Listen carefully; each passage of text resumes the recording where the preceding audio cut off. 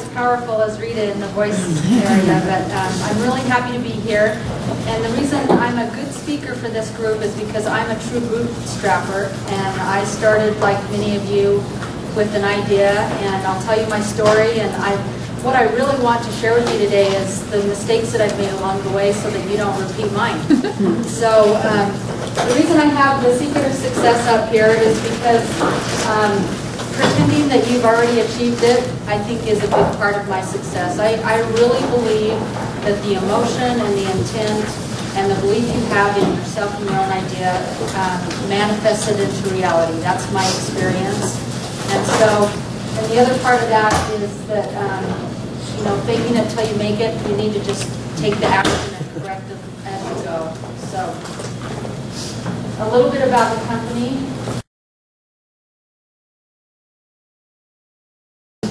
We've been in business for 13 years. The business was inspired by my grandma, Essie. I wanted to start a business where I could take one product from beginning to end. So I started this business, and I found men all over the state of Utah that had all the talents to take one product from beginning to end. And so we attempted to do this company, and we met several times, and nobody had the time, money, or resources to keep the company going. So that fell dead in the water. So I started doing my own research, and I researched baby boomers. And I realized that baby boomers are getting older. So I took a look at my little grandma here. She lived to be 100.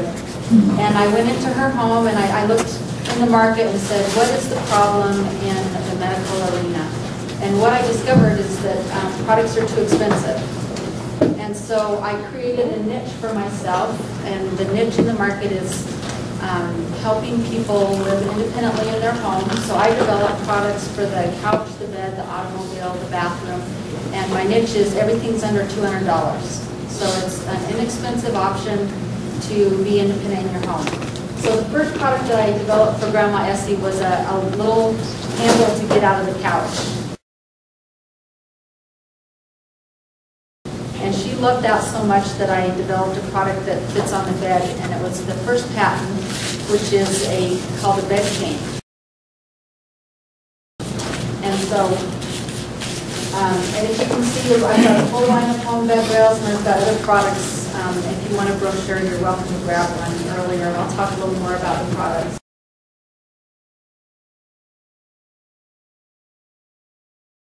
So we have 13 patents, 4 more patents in process this year, and 5 trademarks. So I'm going to talk a little bit about my success formula in developing product, and I've learned this over the years that in order to be successful, a product has to solve a problem, has to be unique, has to be in high demand, it really needs to be easy to use, and it has value engineering.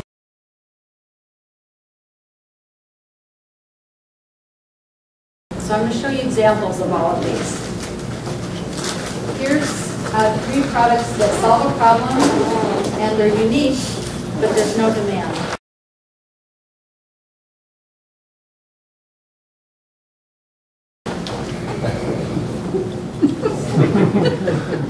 So we have a toilet paper on top of the head, a belt buckle that measures your waist, and umbrellas to cover your waist.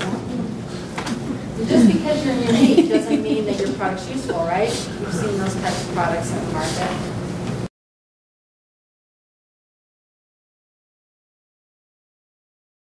Looks like you could hurt yourself.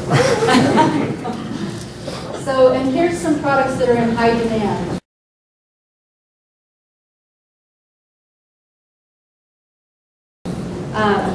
If you develop a phone, you have the problem where it's not in a unique area. The market is so saturated that you really need to have to compete with price, and you have to have brilliance to develop the brand. So it's very difficult to get in those kinds of markets. And then easy to use, that's critical. I am an engineer's nightmare. My husband is the engineer, or one of the engineers in our company, and there was a day that I would want everything you can imagine on one product. And this is a sample of one that we put in the market and then it failed because it just had too many mechanisms and it just made it too not easy to use, and it had too much wiggle in it because I wanted it to do everything.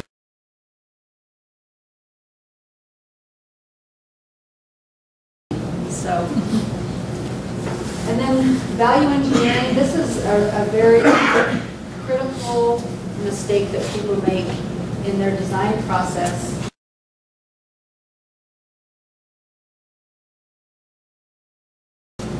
This Metro walker solves a problem, and I have one here to show you. This is actually an awesome product, but it's got a flaw in it. It solves a problem, it's unique, it's in high demand, and it's easy to use. So this is our Metro walker.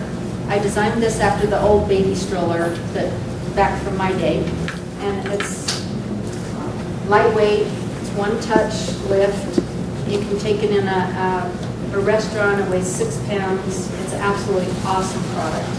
And it sells in the market really well. I've had it in the market for about a year and a half. Is it selling more? Yep, it's a cool product, but the problem with it is that I've got these really expensive plastic parts on it, and all the joints are plastic, and so it wasn't value engineered, so it sells in the market for $149, and so it's like you can get a walker for under $100. And so my issue with this product, it's in redesign right now, is that it's too expensive. So when you hire an engineer, you need to hire somebody or work with somebody that knows how to price every teeny little piece, and every penny counts. It's real important.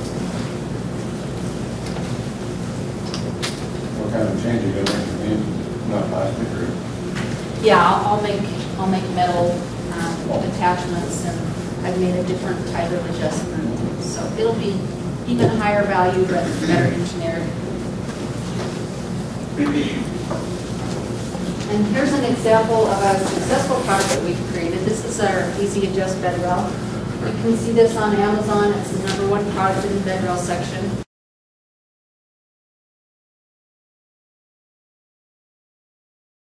And this one solves the problem. The problem is that when you put a bed rail on the bed, this adjusts lengthwise. It can be a 26-inch rail that can help you get out of the bed. It can be a 46-inch rail that will keep you in bed and also rotates out of the way of the bed. So it's a cool product that people really like, and it's like one of our top sellers. So when we design a product, we usually go through every one of those points. Does it meet every one of those points of criteria? And if it does, it's probably going to be a successful product. And sometimes you don't know.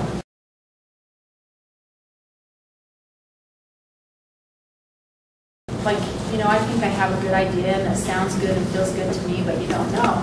So with this product right here, the bar in the bathroom, I think that's an awesome product. And I created these two together, and I did a design patent on the shape of the bar, and I patented the floor-to-ceiling pole. And this bar for the bathroom hardly sells. It's just a C product. It doesn't sell. But the pole is an awesome seller. And here's a video of it.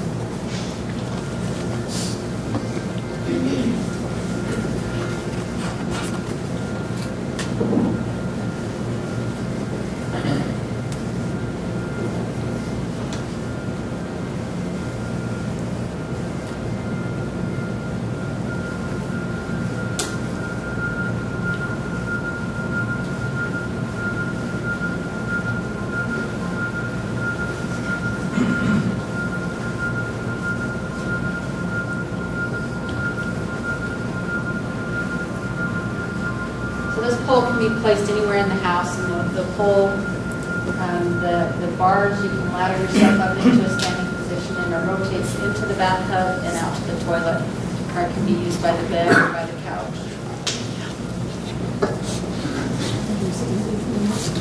So then my next topic is talking about paths, and if you have questions at the end of the conversation about any part of this process, please feel free to ask.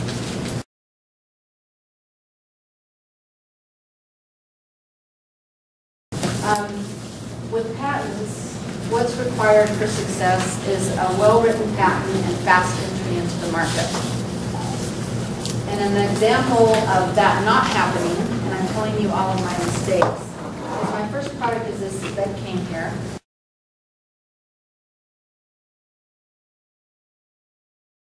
And it was the first home bed rail in the market in 1998. And it came out simultaneously with another bed rail. And I don't know if he was before me or after me, but we were the first two products in the market.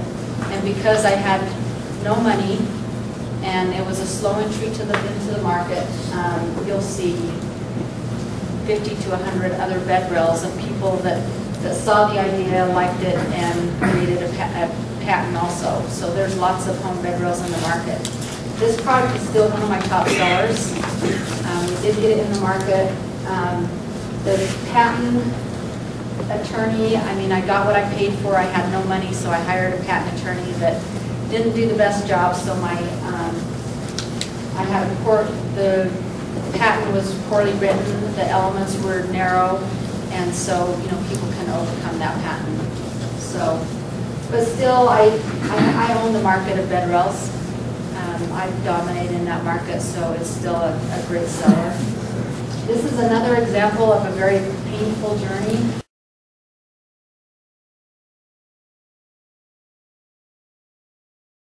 This man is a doctor in my hometown, and we're helping him sell it now, but by the time we got a hold of it, it was already too late because he created this awesome crutch when there was nothing else out there except for the old pair like back in the corner there. And it was a great idea, but he took 3 years doing the research, and he introduced it at MedTrade one year, and people saw it. And by the time we got it into the market, there were 3 other competitors that, one of them that actually did it better than he did. So, there's a big risk if you take it to a trade show. Make sure that you never show it at a trade show before you patent it. That patent has to be issued first. And if you show it, you're at risk of other people seeing it and liking it and designing around it. So just make sure you're ready to run with the product before you show it. Did you mean the patent has to be issued? Not just patent pending? Yeah, patent pending. Okay, that's what I was trying to You clarify. just issue the... And then my philosophy on patents. I have a patent on everything. If I can't patent it, I design patent it. But this first pole is a pole that is designed in Canada, and customers came to us and said, hey, we know you're an invention company. This pole right here costs $300 to $400. It's too expensive. It doesn't fit in all of our ceiling heights. Please design something. So we designed this pole. And like I said, we did a design patent on the curved bar, and my adjustment, I patented the adjustment, and it's in the middle where these guys have their adjustment at the top.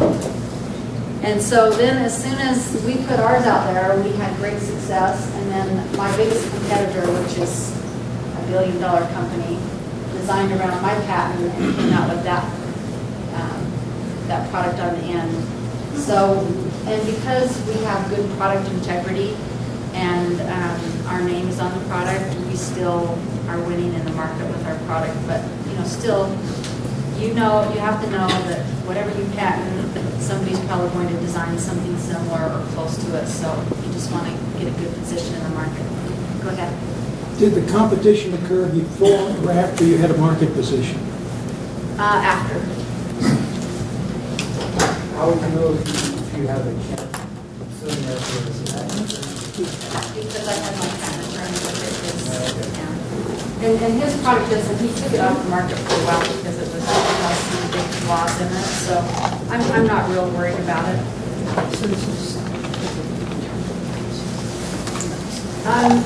This slide is about having a good patent attorney.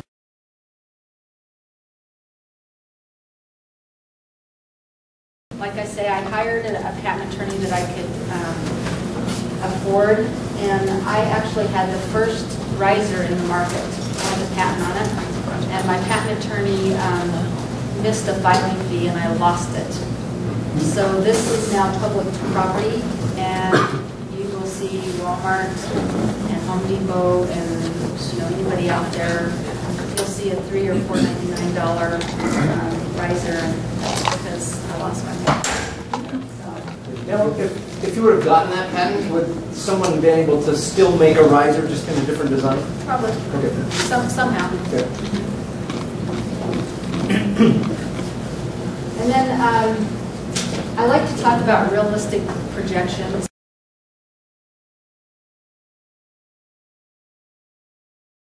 Because when I wrote my business plan, I looked at the number of baby boomers and I said, okay, if just a small, below 1% of that population buy my product, I will be rich, right? And what I learned is that it's not that easy. If it were that easy, people would design products and put them in the market, be rich all the time. But in order to get into the medical market, my market, I had to have at least 3 products for a wholesaler to even consider taking a product on. So not only did I have to have the experience that I can manufacture and get product there on time, but I had to have a little bit of time behind me in manufacturing.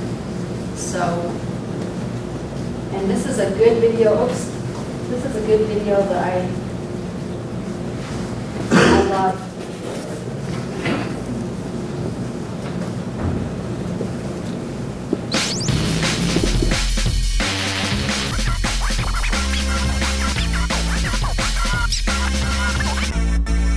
It is ice cream. Do you want me to eat this? No. No, okay. What's the matter there? Lay it on me.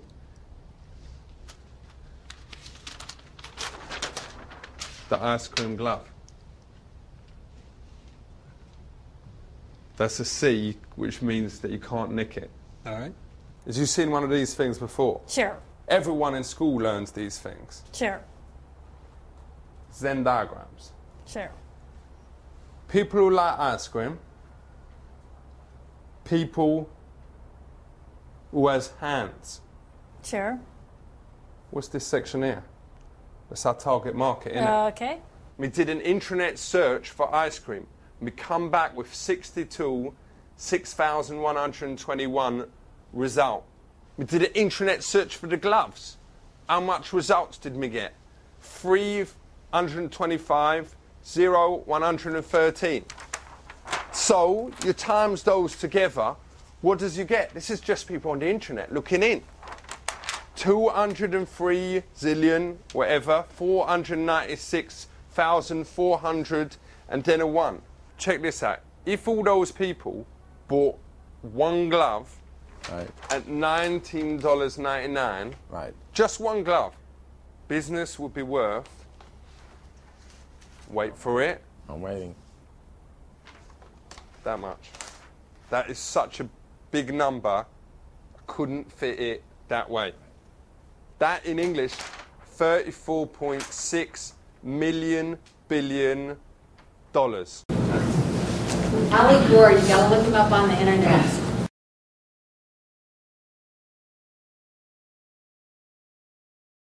So in my market, realistic projections are, it takes about 6 months for me to get a product from having it in my hand into the market.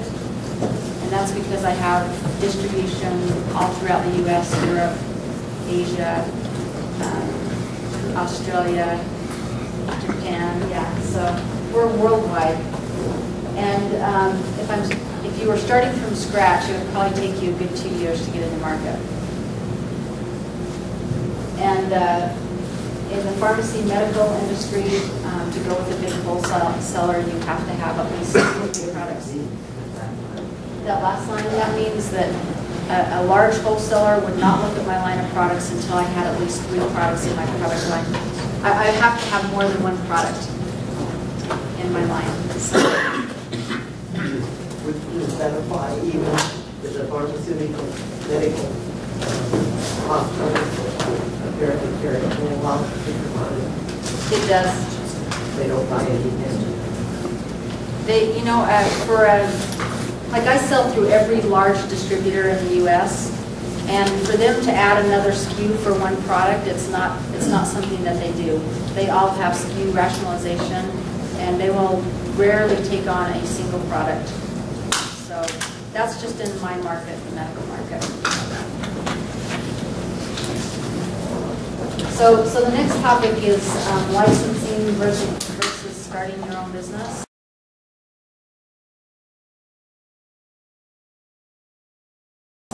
That's an important decision to come to before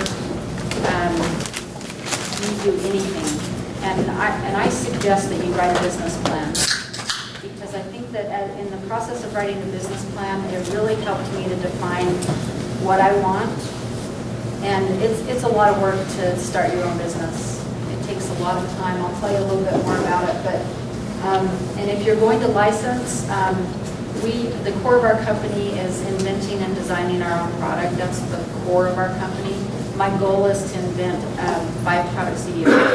So that's what we continuously work on. And so I typically have about 20 products on my product board. And so we're just completing the product and getting to the next one. And a few times I haven't considered it very often, but just recently I've taken on a few products, and one of them is Great Grips. This is Pat going right here. We're taking Great Grips and we're running with it. We'll have our first sample on Monday, and we're absolutely thrilled. What does it do? I get my first sample on Monday, so it's not in the market yet. Oh, I'm sorry. It's a grip for the door. I use it every day coming down to the garage. So that your dog can open it? So, well, the dog can open Yes, it. you can. Pat actually has a picture of the dog opening the door with it, But it's bear-proof. The bears don't open it as readily as the levers. extra benefit. So we're very excited about that product. And then Celeste with Mac Innovations has a hydration product that we're very excited about. And we're also working with Bob on a wheelchair handle. And so we're all in process. It's an interesting process. Bob and I have already created a product, made a video on it, put it close to the market, and then the design failed. So we're starting over. So it's just a process. So in picking a partner, my suggestion to you for a licensing partner is that if you pick a company that's not so big that you'll get lost in their product lineup, and one that's big enough that they have a name out there for themselves. You have to have a brand for your product. And I would look at the results of the company. I believe that with a person and company, that you can look at their results, and whatever they've created in the past, you'll get the same in the future, right? This is kind of like picking a marriage partner, right? You look at their results and you kind of know what to expect in the future. And make sure that there's a level of trust between you and your partner.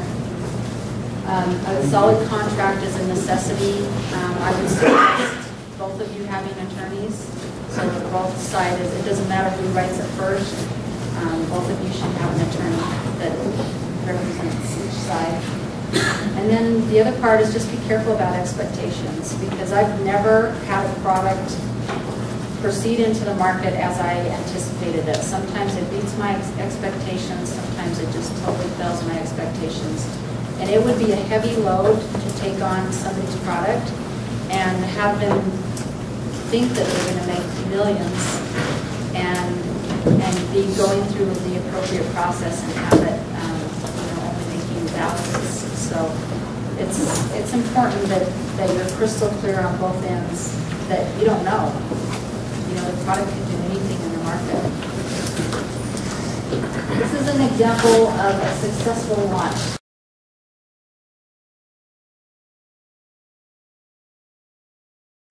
This product is a little bit off of my niche.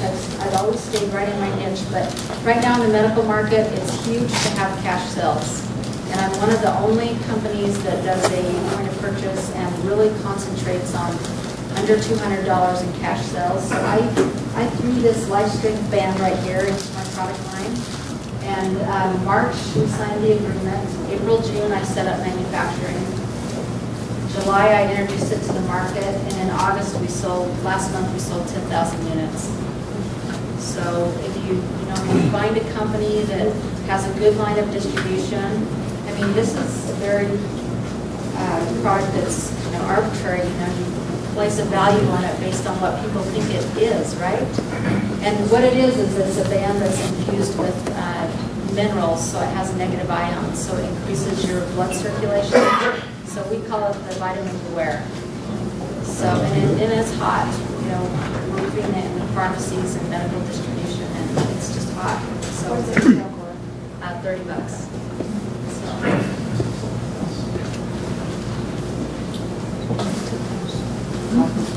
So starting your own business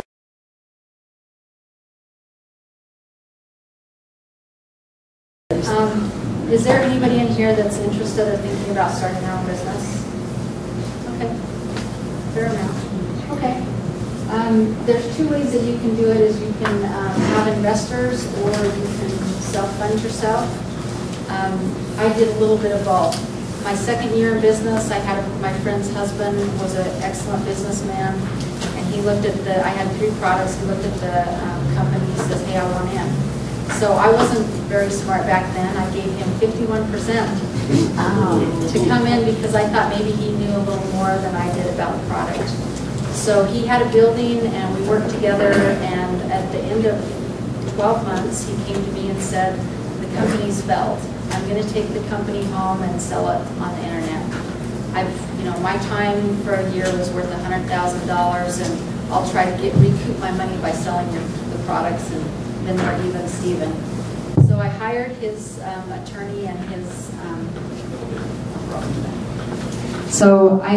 attorney and to mediate, and I offered to pay him $100,000 for my company that was worth nothing. And I did, and I get teased about it in the market. They say it's only something that a woman would do. But I believed in my company, so he allowed me to pay him off $1,000 a month. So, so then I am today 100% owner, and I was able to hire my husband about 4 years ago, so full-time. So with investors, I belong to a business group in town, and we bring speakers in all the time. And the complaint I hear about most is people that bring investors in and literally lose their company and have nothing left to in the end. So I would just caution you that if you decide to bring investors in, just get good advice and be really careful. So what I did with the company is I self-funded the company, and until about 5 years ago, I was about $500,000 in personal debt from credit cards, putting my house up. I used every possible resource that I had to fund the company. It's pretty risky. So like Rita said, make an asset list, see what you have, and make sure your product's a good product. And I wanted to also tell you that there's some risk there too. I didn't pay myself at all the first 3 years that I ran the company. Luckily, my husband, had an engineering job and we could support ourselves, but I gave up an awesome paying job to run this company. And for the first 3 years, I paid myself nothing. And 8 years later, I paid myself what I pay my salespeople right now. So I have not made good money through this whole process. I'm making good money now, but I paid a price in the beginning. So if you have an attitude that you're willing to sacrifice in the beginning, I think it's doable. I also tapped into lots of resources in my community. I had my website made by the college. Every university has free resources I had free resources to come into my office and teach me how to use QuickBooks. And so everything that I needed was typically available at no cost or low cost. So, us bootstrappers, we do what we can. We fake it until we make it, and continue on your process. anything else with business, if you have any other questions, feel free to ask me. I've probably made every mistake in the book, but I've had a lot of wins. So Did you try to do that with large families? I did this all raising 3 kids and 2 foster kids. So business do's and don'ts.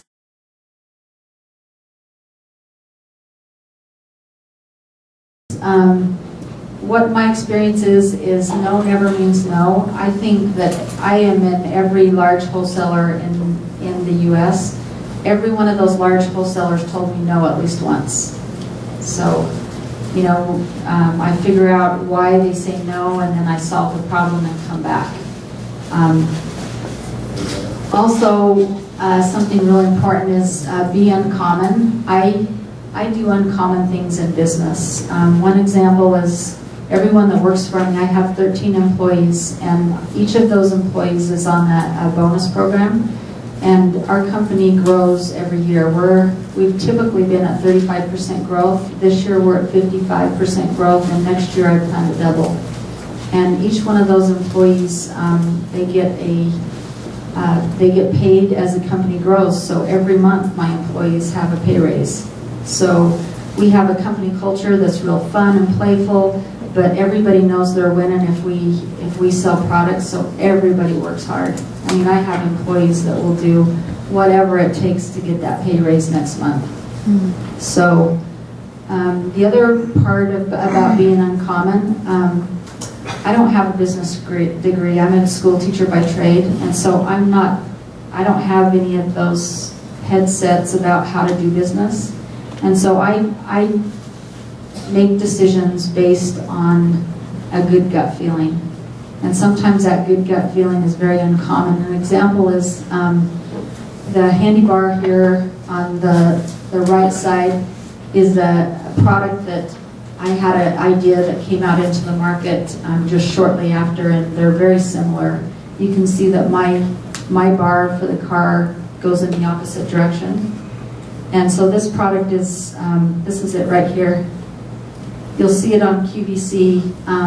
I've sold 60,000 units in the last, for 2 sessions on QVC of this. You put it in the car door latch, and you can put your full weight on it, like a person in a wheelchair can put their full weight on it and get out of the car. So it's a cool little product. It's real simple. I have one coming up that has a flashlight in it, some little techie things added to it. But we had a lawsuit. Handy Bar actually told one of my customers that I was violating his patent.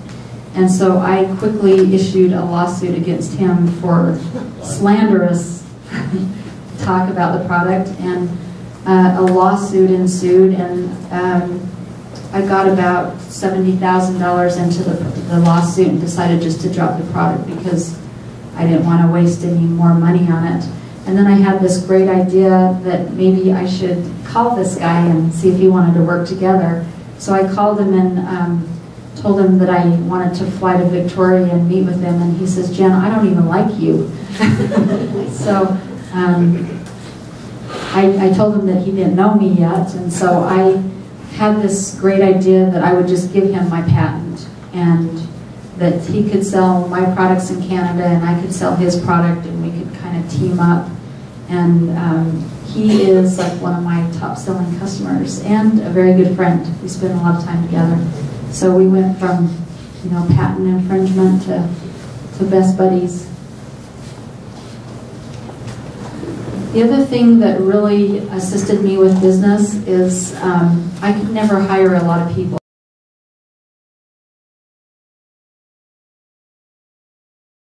I still have a very slim team of people. I have 13 people. And I read this book, and it kind of changed the way I did business. It's called E-Myth Revisited. And it's about setting up processes in your company instead of people. So I have a process for everything in my company, from orders to how I develop product, to returns, to everything. Everything has a process. So I could bring you off the street you could sit down at my one of my people's desk and you could look at a manual and you could do their job.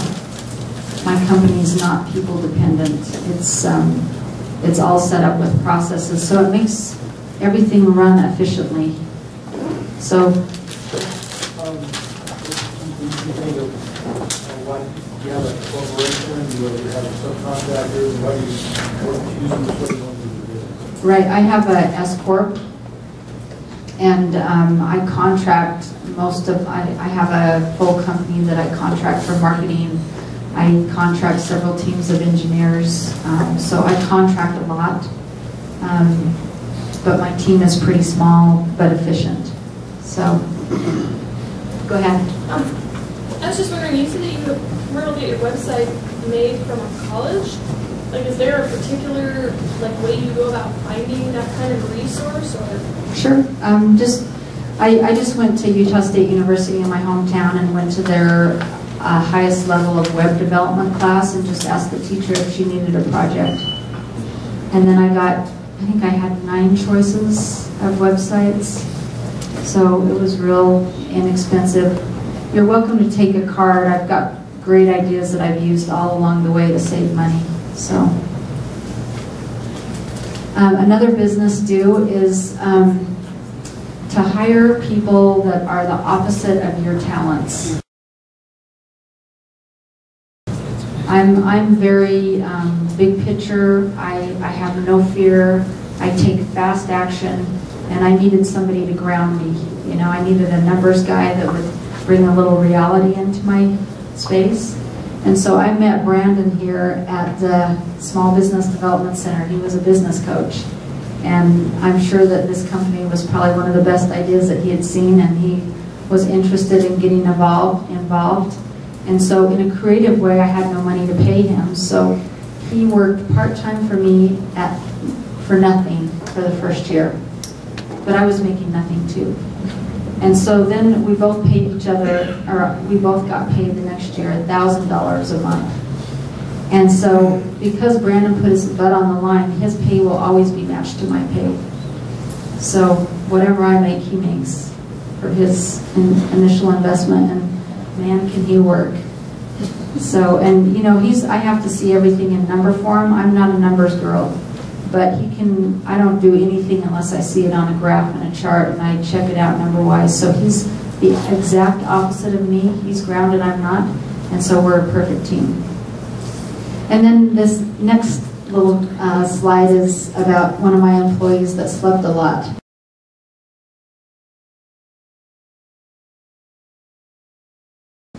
And what I learned about that is that sometimes the best solution is to just fire all the unhappy people. So, you know, if a relationship isn't working, change it, because it will continue to not work. And I think I had this employee with me for 2 years, and the minute I let her go, it's like the whole company released and moved ahead, and we were just, you know, everybody just worked well. So if you have somebody that you're working with that is not working, change it. Another business do is personal visits. At a drop of a hat, I will fly to see somebody. And I did a little test last October, a year ago. I did a 10-day road trip to every customer that I couldn't get into. And so I went to their doorstep, presented our product line, and I got into 100% of 7 new customers. So, you know, nothing can account for that personal visit, that presentation. The relationship is what makes the business. I do business with people where there might be a better product out there, but my relationship with them is why they buy. So that's important. And then in business, I'm already really good at this. I'm a very non-emotional female.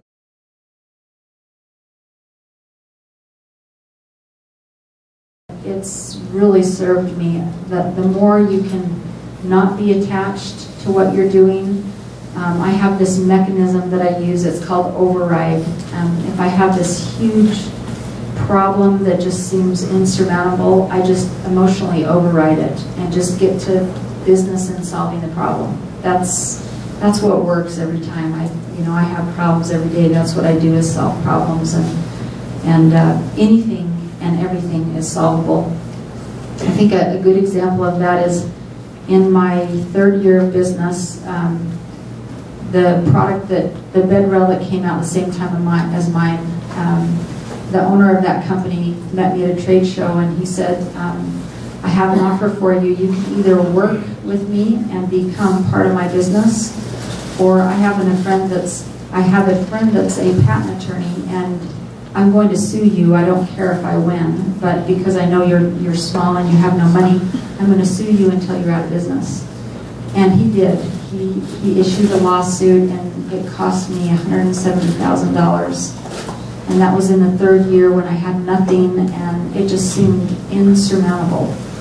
And so I just made a decision that I would have no ill will toward this man. I still don't have a negative thought toward him.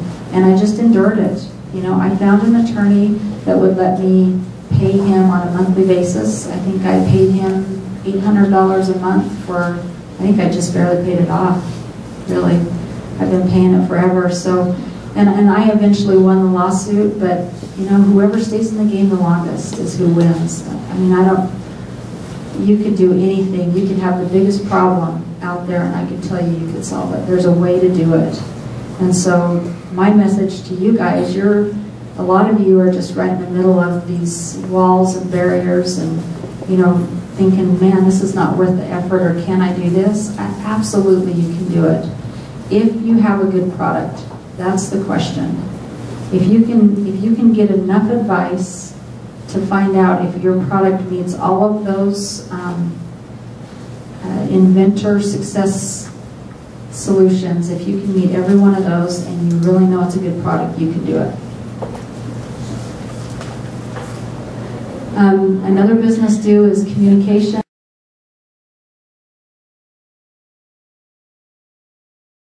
I had a experience just last week where one of my customers owed me a large amount of money, and he was paying a small amount. He was making an effort, and I don't have a lot of emotion, so I just sent him an email, or I had my accounts receivable sent him an email that he needed to bump his payment up, to $50,000 instead of $25,000 a month.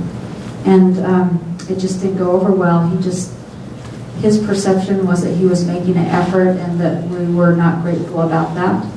And so what I learned is, with any sensitive subject, get on the phone and talk to the person, because an email can be misperceived every time. So I like that. The greatest language barrier is between your brain and your mouth. The other thing that I've learned is to stay in my niche.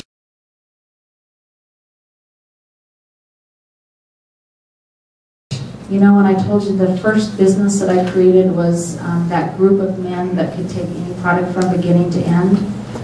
We spent most of our time talking about new products, and we were all over the board, and it was a mess, and it probably would have never worked. My biggest success is people know who I am in the market. They know that I'm going to bring them new products every year. They want that, and they're watching for it. And they know that they'll all have to do with standing up and sitting down, and they'll all be under $200. So I think it's real important to stay in a niche. And then be careful with big box.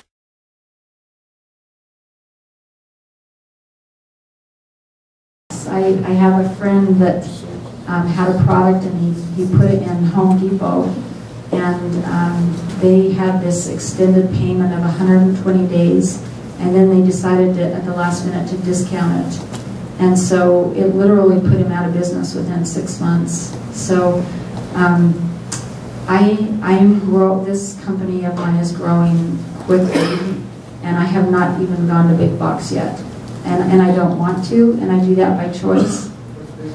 Big box is Walmart, Kmart, big companies, yeah. Sorry. I never heard the term, that's fine. So, and I do work with Walmart online. I work with all the big box online. But I'm proceeding carefully. I'm developing a whole new brand for big box, and I'm getting a lot of advice because it will take a huge amount of money. And then I'll have to bring investors in, and I want to separate that piece of my company from this core company. Go ahead. When you work with them online instead of in the brick and mortar, are you dictating price levels and saying part of the purchase agreement is you will not discount this online product? Yes, and I do suggest you do that. It's called a MAP price, and you can put it in your contract, and what it says is you cannot sell this product for less than this price. And I think you really should do that. I think that it keeps the products in integrity. So, and then this is a little bit embarrassing, but I wanted to show you the evolution of standard. We started out, this is my first package here,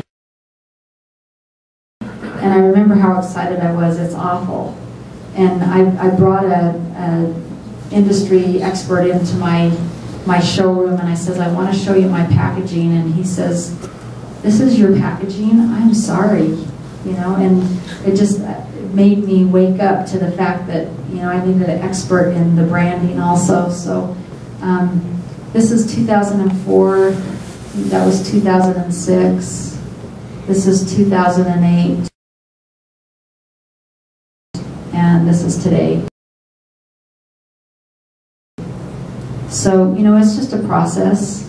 Every decision I've made has been just perfect for the time frame, but there's always room to improve.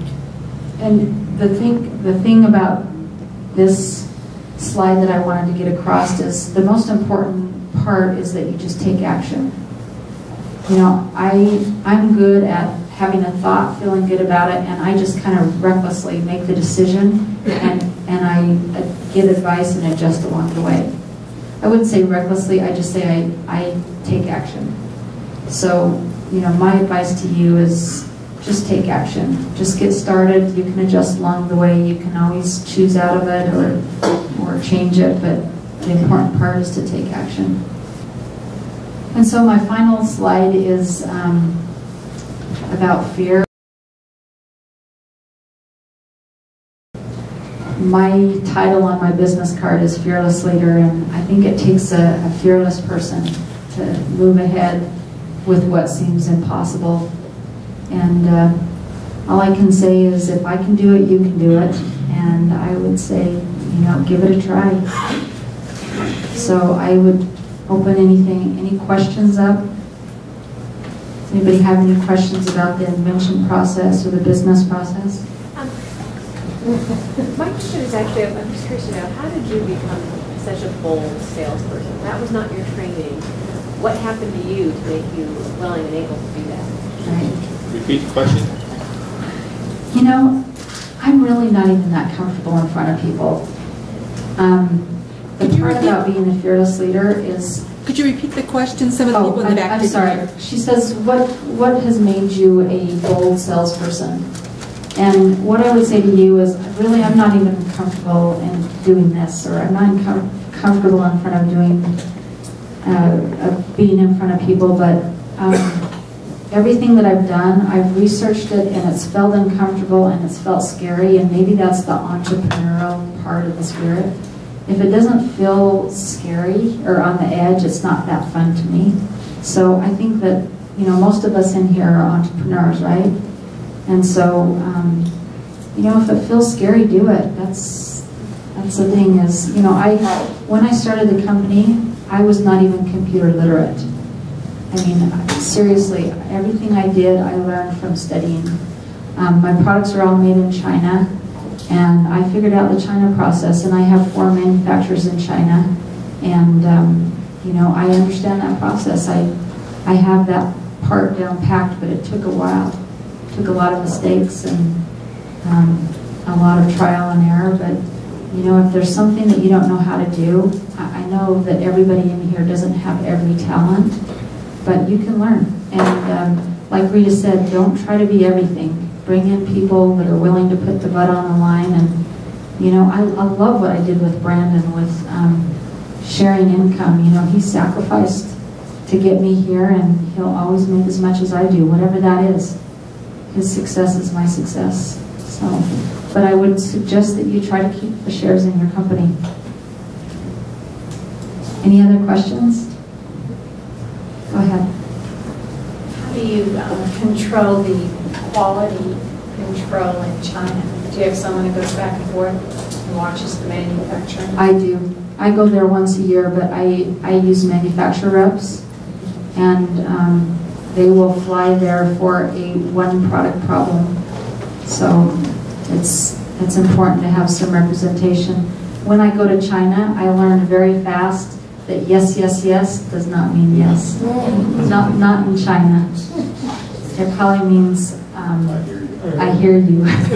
So since there are no laws around them manufacturing what they're doing for you 2 blocks away, do you find them doing that and it's being sold? You know, I haven't had a problem until just this year, actually. One of the manufacturers, one of the rogue manufacturers are trying to patent my Metro Locker, and I'm fighting that, or my manufacturing company is fighting that for me. And you know what I've found, and this may be a strange philosophy, but I just don't get too attached to my patents or products. If somebody's going to design around it or they're going to make it, I'll fight it, but you know, I'll just come up with a new product. So, any other questions? Go ahead. What type of regulations are there in the health and medical field? There's Products like this? None. There's no safety regulations? No. In fact, I'm the leader with the bed rails. I put pouches and safety straps on all my rails for entrapment issues, and I'm the only one that does that. There's some people that are following me in that process, but there's really no regulation set up for simple products like mine. So, any other questions? Go ahead. I just recently had a friend give me a 3-hour lecture over dinner about not getting into debt with my company and all this good stuff, because I'm a grad student and trying to get my company off the ground at the same time. And based on what you said about being $500,000 in debt, I think that's what you said. I guess, do you have any advice in terms of what do you tell people when they just look at you like you're crazy and you're spending all your money and you're going into debt? I mean, I believe in myself, but I think it's hard to, I guess, deal with everybody around you that wants to tell you should just go get a desk job in a cube and be happy in a big corporation. So Right. it's not really I guess it's kind of a philosophical question more than a technical question. Was there a question in there? The question is, what do you tell people? What do you, I mean, Right. how do you, What advice? how do you keep Well, to most, from, being downtrodden on your ideas? right. You know, I would say that I took the long, hard path, and I was very fortunate and lucky in many situations, and I had the ability, because my husband was working, that I could put all the time into it. So I think my circumstance is a little bit different than yours, and I do absolutely believe in being out of debt. But, disclaimer to that, I would say if you absolutely get advice and you know that your product is a product that is like mine hits the baby boomers, there's no question about it that that's what's coming up. If you know it's that kind of product, I would at least put the money into getting a patent and getting started, for sure. I'm already. Okay, so you've done that. You know, I might be the wrong person to ask, because I would say go for it.